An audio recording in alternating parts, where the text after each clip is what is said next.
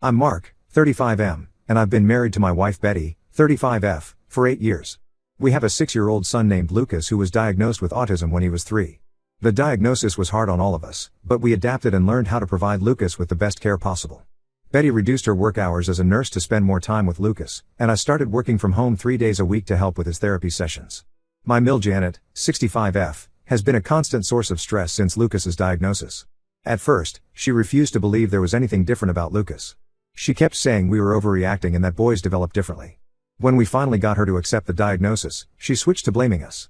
She claimed Lucas's autism was because Betty worked during her pregnancy or because we didn't spend enough time with him during his first year. The real pressure started when Lucas turned 2. Janet became obsessed with the idea that Lucas needed a sibling to help him develop better social skills. She would send us articles about how siblings can help autistic children learn social cues. Every family gathering turned into a lecture about how we were being selfish by not giving Lucas a brother or sister.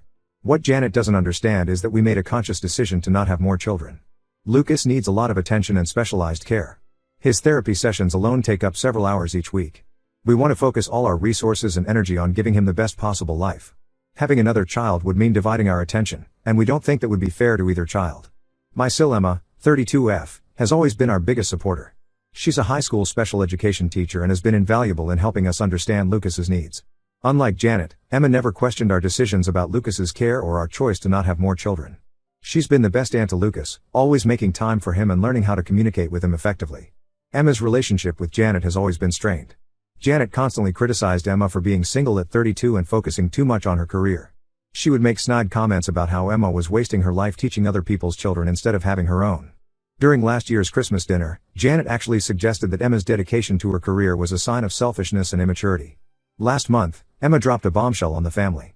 She had been going through the adoption process for the past year and had finally adopted a 3-month-old baby girl named Lily. She did everything in secret because she didn't want to deal with Janet's negativity during the process. Emma had always wanted to be a mother, but she wanted to do it on her own terms. Janet's reaction was exactly why Emma kept the adoption secret. She showed up at Emma's house unannounced and started berating her about making such a huge decision without consulting the family. She said Emma was being irresponsible by trying to raise a child alone while working full-time. She even suggested that Emma only adopted Lily to prove a point about being independent. The situation escalated last week when Janet came to our house. She sat us down after dinner and said she had been thinking about how to fix Emma's mistake. Her solution was that Betty and I should adopt Lily from Emma. Her reasoning was that we already had experience raising a child, and this way Lucas would get the sibling he needed. She acted like she had come up with a perfect plan to solve everyone's problems. Betty was furious. She told Janet that she had no right to decide who should raise Lily or to question Emma's ability to be a mother. Janet wouldn't listen. She kept insisting that Emma wasn't ready for motherhood and that we would be doing her a favor by taking Lily. She said Emma was being selfish by depriving Lucas of a sibling when she knew we didn't want more children. Things got even worse after that conversation. Janet started calling Emma multiple times a day, alternating between guilt-tripping her about denying Lucas a sister and trying to convince her that giving Lily to us was the right thing to do. She would leave long voicemails about how single mothers struggle and how Lily deserved a complete family. Emma was stressed and upset when she told us that Janet had actually contacted the adoption agency. She somehow found out which agency Emma had worked with and called them asking for information about Lily's adoption. The agency contacted Emma to warn her about potential interference from family members and advised her to consider legal protection if the harassment continued. Not content with harassing Emma directly, Janet started spreading rumors in our extended family. She told everyone that Emma was struggling to cope with Lily and had begged her for help. She painted a picture of Emma as an overwhelmed single mother who was too proud to admit she had made a mistake. The truth is that Emma is doing amazing with Lily. She took 2 months of adoption leave to bond with her and has arranged her teaching schedule to be home early every day. The rumors worked exactly as Janet intended. Our aunts and cousins started calling Emma with concerned voices, offering to help her with Lily or to take the baby if she couldn't handle being a mother. Some even called Betty and me to ask if we were really planning to adopt Lily, saying Janet had told them we were excited about giving Lucas a sister. Betty and I have been doing everything we can to support Emma and shut down Janet's rumors. We've made it clear to everyone that we have no intention of adopting Lily and that Emma is perfectly capable of being a mother. We've also told Janet that her behavior is unacceptable and that she needs to stop interfering in Emma's life. Janet hasn't spoken to any of us since we confronted her about her behavior. She sent a group text saying we were all ganging up on her when she was just trying to help the family. The whole situation has created a huge rift in our family, with some relatives taking Janet's side and others supporting Emma. I never thought we'd be in this position, but Janet's obsession with controlling our family's decisions has gone too far. Emma didn't deserve to have her joy of becoming a mother tainted by all this drama. Betty is heartbroken that her own mother would try to manipulate us like this. I'm posting here because I need to know if we're handling this situation right. Should we be doing more to protect Emma and Lily from Janet's interference? Update 1. I need to update everyone on the situation with Janet and Emma because things have gotten so much worse than we imagined. What we discovered in the past few days has left us all shocked and disgusted. Emma called me yesterday crying hysterically. She had just found out that Janet's interference in her life went far deeper than any of us knew. Through a series of events, Emma discovered that Janet had been plotting against her adoption plans for months before Lily even came into our lives. It turns out that Janet has a friend, Susan, who works at the adoption agency Emma used. Susan was the one who told Janet about Emma's adoption application 6 months ago. Instead of keeping this information confidential as she was legally required to, Susan had been feeding Janet details about Emma's adoption process from the very beginning. This was a complete violation of Emma's privacy and the agency's confidentiality policies. What Janet did with this information makes my blood boil. She started a calculated campaign to sabotage Emma's chances of adopting. She sent multiple anonymous letters to the adoption agency claiming that Emma was mentally unstable and financially irresponsible. She wrote that Emma had a history of depression, completely false, and couldn't maintain stable relationships, also false. She even went as far as suggesting that Emma was only trying to adopt to spite her mother for criticizing her single lifestyle. The most disturbing part is what we found when Betty went to check on Janet at her house yesterday. Janet had converted her entire guest bedroom into a nursery for Lily. There was a brand new crib, changing table, rocking chair, and dozens of baby outfits. Everything was decorated in pink and purple, with a name sign saying Lily hanging above the crib. She had even bought duplicates of everything to set up in our house, all still in their original packaging and hidden in her garage. When Betty confronted her about the nursery, Janet broke down and showed her even more evidence of her obsession. She had opened a bank account 3 months ago in Lucas's name, labeling it Sister's Future Fund. She had already deposited $25,000 into it. She'd been telling her friends and church group that Betty and I were planning to adopt Emma's baby, and she had even planned a surprise baby shower for us. The depth of her deception became clearer when Emma went through her phone records. Janet had made over 50 calls to different family members in the past month alone, systematically spreading lies about Emma's capabilities as a mother. She told our Aunt Carol that Emma had called her crying every night, saying she couldn't handle Lily. She told our cousin Mike that she had caught Emma leaving Lily alone while she went shopping. None of this ever happened. Betty found a notebook in Janet's house filled with what can only be described as a manipulation playbook. She had written down different scenarios and strategies to convince Emma to give up Lily. One page detailed plans to report Emma anonymously to child services if she refused to give Lily to us. Another page listed ways to make Emma look incompetent at family gatherings by doing things like distracting her when Lily cried or criticizing her feeding and diapering techniques in front of everyone. When Emma confronted Janet about everything we discovered, Janet's reaction was both shocking and heartbreaking. Instead of showing remorse, she doubled down on her actions. She said she was trying to fix Emma's mistake before it was too late. She actually told Emma that she was being selfish by depriving Lucas of a sister when there was a perfect solution available. She said she had been saving that money to help us raise Lily properly, unlike Emma who would just dump the baby in daycare. Betty is completely devastated by her mother's actions. She can't comprehend how her own mother could be so manipulative and cruel. The woman who raised her to be honest and caring had been orchestrating this elaborate scheme to destroy her sister's chance at motherhood. Betty hasn't stopped crying since we discovered everything. Emma has already filed a formal complaint with the adoption agency about Susan's breach of confidentiality. The agency is taking it very seriously and has placed Susan on administrative leave pending an investigation. They've assured Emma that her adoption of Lily is completely secure and have offered to provide documentation of Janet's harassment attempts if Emma needs it for legal purposes. We've all decided to cut contact with Janet completely. There's no coming back from this level of betrayal and manipulation. Emma is considering getting a restraining order, especially after finding out about Janet's plans to call child services. She's also thinking about moving to a different city to get away from all this drama, which breaks my heart because Lucas adores his aunt and cousin. I'm posting this update because I still can't believe how quickly our family has fallen apart. Janet's obsession with controlling our lives has destroyed relationships that took decades to build. Emma is traumatized, Betty is heartbroken, and we're all left wondering if we ever really knew Janet at all. The hardest part is explaining to Lucas why he can't see his grandmother right now. He keeps asking when we're going to visit Grandma's house, and we don't know how to tell him that his grandmother did something unforgivable. We're trying to protect him from all this chaos while still maintaining his routine and stability. We're now working on setting up security cameras around our house and Emma's apartment. We don't think Janet would try anything drastic, but after discovering the extent of her plotting, we can't take any chances. The whole situation feels like a nightmare we can't wake up from. Update 2. I never expected to write this update, but what we discovered yesterday has changed everything.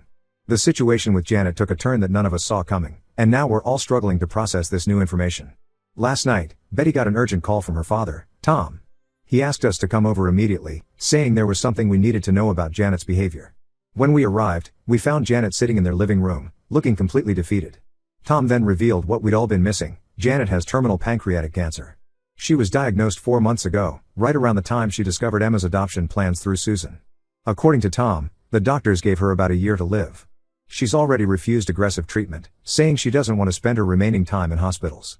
She kept this diagnosis secret from everyone except Tom, not even telling Betty or Emma. The timing of everything suddenly made horrible sense. Janet finally broke down and explained her twisted reasoning behind trying to manipulate Emma into giving up Lily. She said she couldn't bear the thought of her grandchildren being separated after she died. In her mind, if Lily grew up with Lucas, they would have each other for support when she was gone. She convinced herself that by getting us to adopt Lily, she would ensure both her grandchildren would grow up together as siblings. She also revealed that the money she had been saving wasn't just for Lily. She had actually sold all her jewelry and some family heirlooms to put together that sister's future fund. She wanted to leave something behind that would connect her grandchildren. The nursery she set up wasn't just about controlling the situation, it was her desperate attempt to create memories with a grandchild she knew she wouldn't see grow up. When Emma found out about Janet's diagnosis, she was overwhelmed with conflicting emotions. The manipulation and betrayal still hurt deeply, but now there was this added layer of understanding her desperation. Emma came over to Tom and Janet's house last night after we called her. The conversation that followed was intense and emotional. Janet tried to apologize, saying she let her fear of death cloud her judgment. She admitted that she became obsessed with the idea of fixing her family before she died. She thought if she could just get everyone to follow her plan, she could die knowing her family was exactly how she wanted it to be. She acknowledged that she had no right to interfere with Emma's life or try to manipulate us, regardless of her diagnosis. However, Emma wasn't ready to forgive and forget. While she expressed sympathy for Janet's situation, she made it clear that having terminal cancer didn't excuse trying to destroy her chance at motherhood.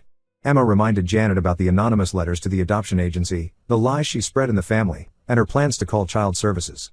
She said these weren't the actions of someone who just wanted to help, they were calculated attempts to control everyone's lives. Betty has been struggling to reconcile her anger at her mother's actions with the knowledge that she'll lose her soon. She's angry that Janet kept her diagnosis secret while simultaneously trying to orchestrate major changes in all our lives. She feels robbed of the chance to process her mother's illness properly because now it's all tangled up with the adoption drama. The most surreal part is that some family members are now pressuring us to forgive Janet because of her condition. They're saying we should put aside our feelings about what she did and focus on making her remaining time peaceful. But Emma is firm in her decision to maintain distance from Janet despite her condition. She says she'll always be grateful that Lucas has a relationship with his grandmother, but she needs to protect Lily from Janet's controlling behavior, terminal diagnosis or not. Tom is caught in the middle of everything. He tries to explain that Janet's fear of death made her act irrationally, but he also understands why we can't just pretend nothing happened. He's asking us to consider allowing Janet limited contact with Lucas and Lily, supervised visits only, saying it would give her some peace in her final months. We're all trying to navigate this impossible situation. How do you balance protecting your boundaries with showing compassion for someone who's dying? Janet's actions were inexcusable, but knowing the fear and desperation behind them makes everything more complicated. For now, we're taking things day by day, trying to figure out what level of contact, if any, is safe and healthy for everyone involved. Update 3. It's been a difficult few months, but I wanted to give everyone a final update on our situation. A lot has changed since my last post, and we've all had to make some hard decisions. Janet started therapy shortly after her diagnosis became known to everyone. Her therapist helped her understand how her fear of death led her to try controlling everyone's lives. She's written lengthy apology letters to both Emma and Betty, acknowledging the pain she caused and expressing genuine remorse for her actions. The letters weren't excuses for her behavior, just honest reflections on how she let her fear take over. Emma made a life-changing decision last month. She accepted a position as head of special education at a private school in Colorado. The job comes with better pay and more responsibilities, but we all know the real reason she's moving. She needs distance from all this family drama. She told us about her decision during a family dinner at our house, and while it was hard to hear, we completely understand.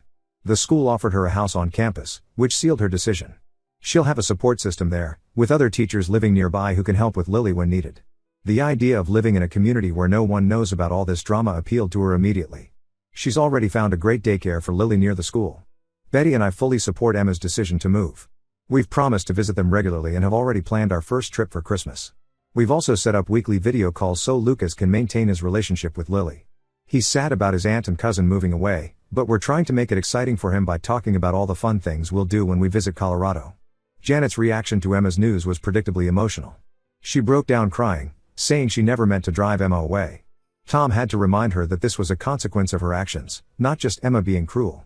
Janet's health has declined significantly in the past month, and her doctors say she likely has less time than they initially thought. The hardest part of all this has been managing Janet's limited time with Lucas. We've arranged for supervised visits twice a month at Tom's house. These visits are strictly controlled, no discussions about Emma or Lily, no guilt tripping, and Tom must be present at all times. It's not ideal, but it's the best compromise we could manage given the circumstances. Emma has made it clear that she doesn't want Janet to have any contact with Lily. She agreed to send photos occasionally through Tom, but that's it.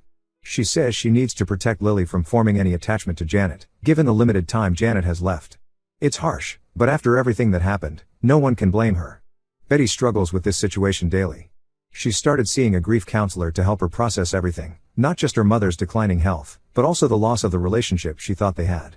The counselor is helping her understand that it's possible to mourn someone while still being angry at them.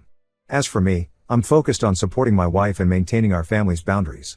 The whole experience has taught us that sometimes there are no perfect solutions. Sometimes you have to make tough choices to protect your peace, even when those choices hurt. This will be my last update on this situation. Emma moves next month, and we're all trying to focus on moving forward. Janet's actions changed our family forever, but maybe that change wasn't entirely bad. Emma is starting a new chapter in her life, Betty is learning to prioritize her own well-being, and we're all getting better at setting and maintaining healthy boundaries. Thank you to everyone who has followed our story and offered advice along the way. Your support helped us navigate through some really dark times.